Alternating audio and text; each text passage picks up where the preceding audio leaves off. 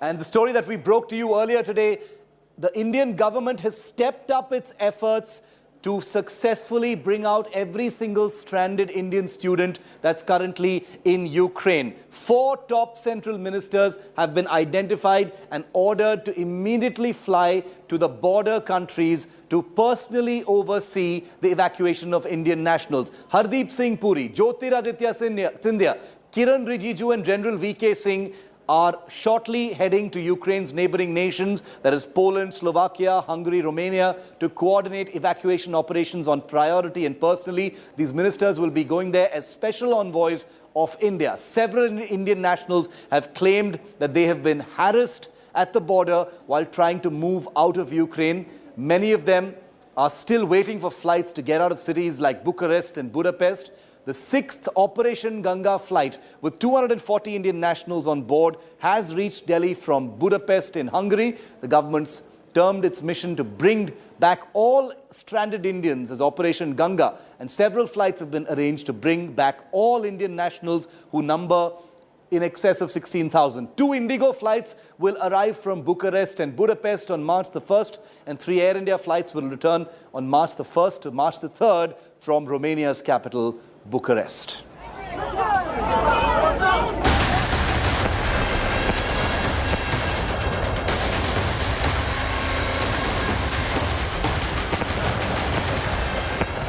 Sheltered in bunkers,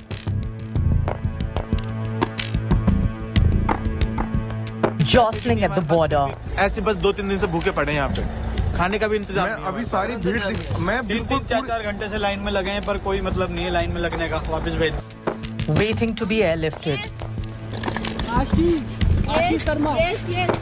It will be a long and arduous journey back home for thousands of Indians still stranded in Ukraine.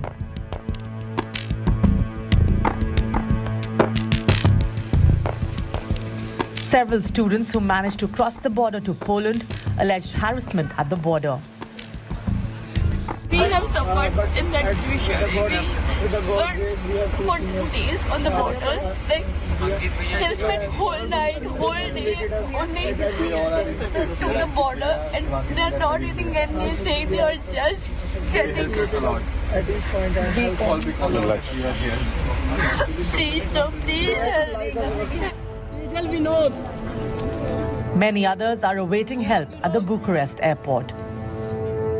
Man here from the embassy told that there are only 7 or 8 Indian embassy members, 20,000 students, and literally Indian government 7 or 8 people can help us. 20,000 students, can't you send more people for our help? Isn't it important? We are students, we are minors, we don't know. We want somebody to guide us. But there is relief in sight. Following the footsteps of Air India, Indigo is set to join Operation Ganga, operating flights from Delhi, Istanbul, Budapest route. Indigo flights will arrive from Bucharest and Budapest on March 1, and 3 Air India flights will return on March 1st to March 3rd from Bucharest.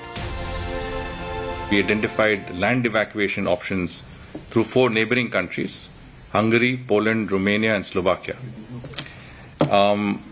Specific border crossing points were identified with each of these countries, and the MEA had deployed teams, Russian-speaking officers, to go there and to assist in the evacuation process. ये चुनौती काफ़ी बड़ी है, लेकिन इसको पूरा करने के लिए हमारा जो दूतावास यहाँ हंगरी का है, उसको भारत सरकार की तरफ से पूरा सहयोग मिल रहा है, और साथ-साथ हमें हंगरी की सरकार से भी पूरा सहयोग मिल रहा है।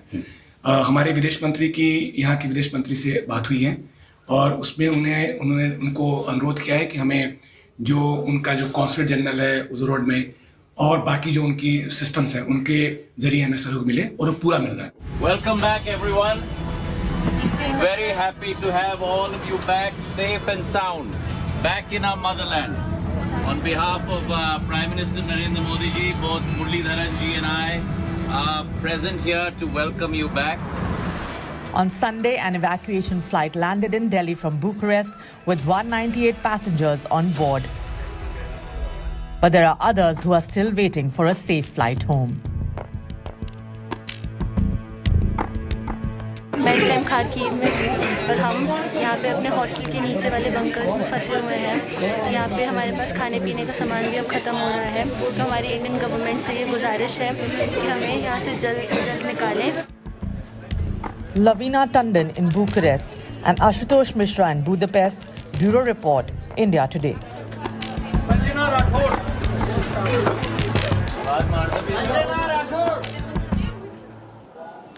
Now, as you know that the airspace is completely closed over Ukraine, and that's the reason why all students who are stuck, whether they're in Kyiv or Lviv or anywhere else in Ukraine, they can only get out via the land borders. So one of the borders is, of course, via Romania. The other is via Poland. There's also Slovakia and Hungary. That's that have borders with Ukraine. That's here. That's Slovakia, and there's Hungary. The other two borders that are there. So those are the 4 border points on which the students can actually cross. I want to go across to 2 of them. Lavina Tandon joins me live from Bucharest, the capital of Romania, one of the countries that has that border. And Ashutosh is with me from the Hungary-Ukraine border, where there has been a lot of action. Both of these borders are going to have ministers standing there very soon. Ashu, what are you hearing? Do we know which minister is going where?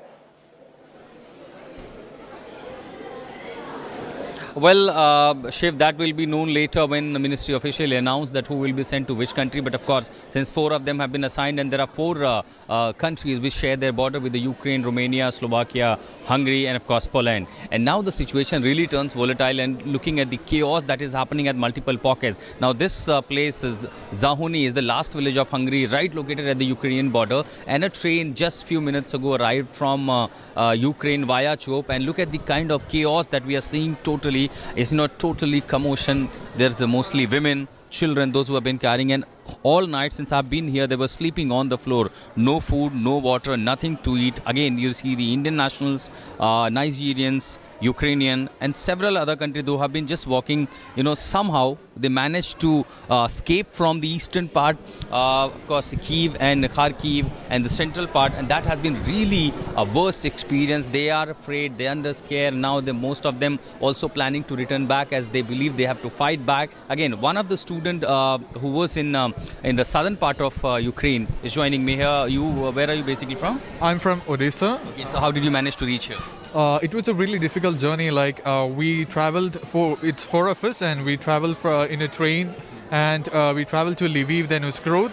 Then from Uskrod we traveled to the Chop, and in the Chop region it was a very difficult situation over there.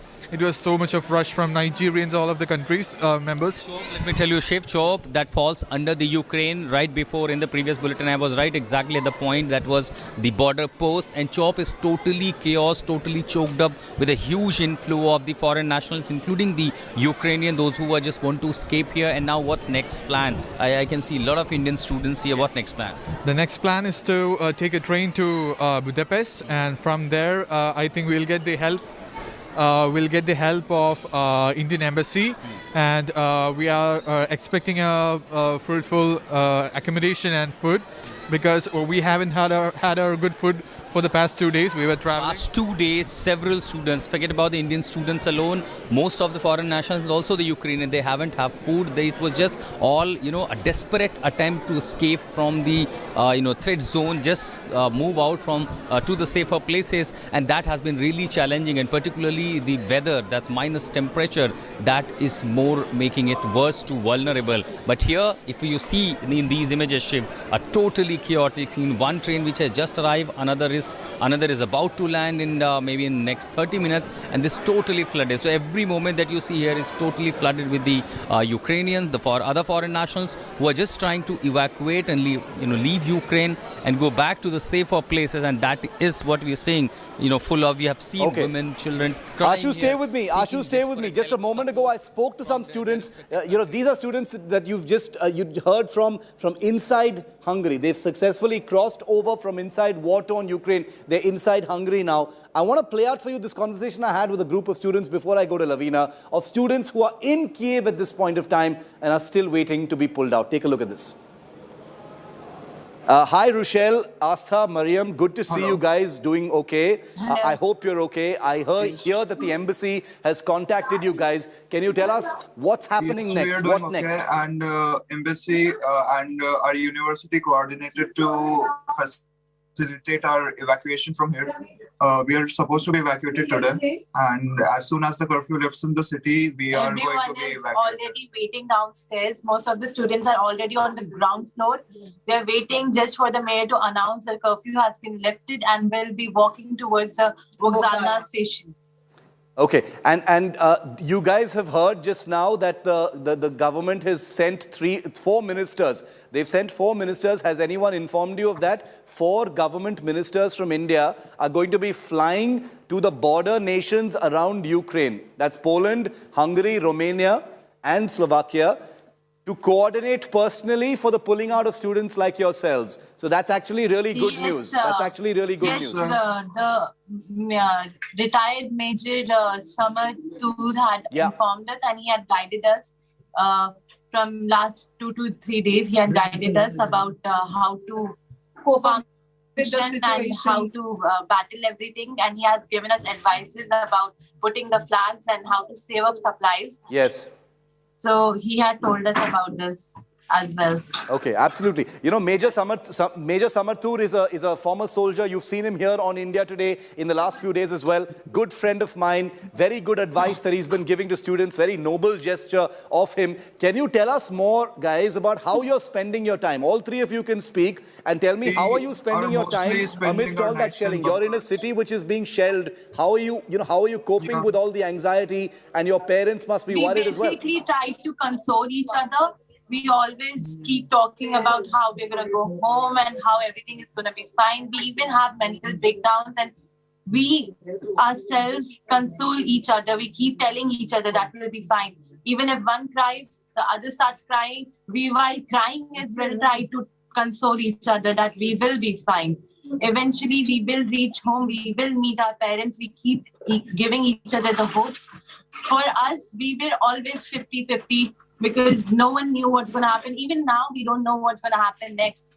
If anything... Like we are taking this step so that maybe the positive result can come. We'll go from Vokzal to Lviv or Chok. And then we will, maybe we will go to Hungarian border or Romanian border. Then we'll see what will happen there. We all have been just fine knowing that we all are together in this. Yeah. Because if it was being alone and facing all of it, like there would have been a big are all alone and facing all this. But we all Indians are all together, and facing all this together is a big thing because we keep talking to each other. Yeah. Yeah, it's really... One laughs, they try to make the other people laugh. One cries, we talk to each other and console each other. That is how we've been surviving with each other. Absolutely. And we have been spending our whole nights in the bunkers, hearing the bomb shelling and everything. But somehow we have managed everything till now. First 2 days were very difficult to listen to the sounds and everything. But after the second day, it had become very normalized for us to listen to the sounds. Yeah, I know what you mean. Hang in there, guys. It's good to see you're doing okay. Good to see your faces. You're looking okay. And hang in there for a few more hours. You're going to be out. Pray for us. Yeah, the whole country is with you. The whole country is with you. The government's sending 4 ministers there. You're going to be personally escorted across. It's going to be okay. I know you're worried. You're young. Your parents are worried as well. India Today has got its eyes on you. The country's got its eyes on you. We will continue to put your voices up on our channel. Take care. We'll keep connecting, okay? Thanks very much for being with me, guys. Okay, thanks very much. Thank you. You take care. We'll keep coming back to you. Lavina is in Bucharest. That's the location from where flights have been taken off and bringing people back to India. Lavina, what's the status here? When's the next flight? One of the ministers who's been chosen by the Modi government will be headed to where you are as well. Indeed, much required, Shiv, at this point in time. Yeah. The next flight from Bucharest is in the evening. It's an Indigo flight that goes to Mumbai via Kuwait, as far as we know now, because this information sometimes changes. But as of now, the next flight is in the evening. And some of the students will be arriving another few buses will be arriving in the airport in few hours, of course. And the minister, it's a very welcome gesture to send the minister, because probably that will expedite what's happening on the borders. And I've been sending and speaking to people. The border situation is still very grim. I'm standing outside and the snow has started. It's light snow is happening. And imagine these children who have been outside for the past 3 days under the sky and with no facilities at all. But the third thing that the government probably would need to think, ask for students who have been contacting us, who are in the metro stations or in bunkers, because this is happening in Kiev as well as the other eastern part, because the Russian soldiers have started firing outside, and they cannot get out of there to move anywhere, as the government has advised them to do. So now, as far as Bucharest is concerned, a lot of the students have been sent to the hostels where we are headed to as well at this point in time as we speak. And some of them, because there are bucket loads of students who are making their way on their own, panic struck, and also being brought by the embassy. So everyone needs to be accommodated. The flights need to be expedited, really, for the number of students who are turning up. And now the diaspora in Bucharest is also opening up their homes, the kitchens, to cater to these students. So actions and steps being taken, but much more required, Shiv. Thanks very much, Lavina, for that. Obviously a great requirement for better coordination of what's going on the ground there in Romania and elsewhere. And that's perhaps why those ministers are being sent. We'll keep coming back to you. Now I want to show you some satellite images of what the Russian invasion is actually turning out to look like, because these are images that paint a pretty scary picture. You've seen India Today's images on the ground itself, but what does it actually look like from the air? What does the Russian invasion look like from the skies? Let's just show you what it looks like. These are images captured by Maxar satellites of the large Russian convoys. As you can see, these are all Russian tanks and military vehicles that have been captured on these satellite cameras. 3.25 miles long are these convoys of ground forces that are marching towards Kyiv at this point of time. Remember, the Russians had started by saying there is no ground invasion of Ukraine, but everything we've seen since the last 3 days has totally belied that, totally refuted what the Russians have been saying, and satellites also revealing their own secrets. So huge numbers of military vehicles, armored trucks, possible artillery, possible logistics vehicles and convoys, all of these on the highway towards Kyiv. These are huge. Just look at the length of this entire convoy. Apparently the longest one, 3.25 miles long, and it's not going to end anytime soon. Remember, the two countries are talking peace at this point of time, but what do these images tell you? Well, we'll leave that for you to decide. We'll also have experts here to tell you what this actually means. What is the Russians' intention with sending so much logistics towards Kyiv? We're taking a very short break. I've got 5 more new images lined up for you on the other side. Stay with me. The big story out of Ukraine is our #1 news commitment here on India Today. Stay with us.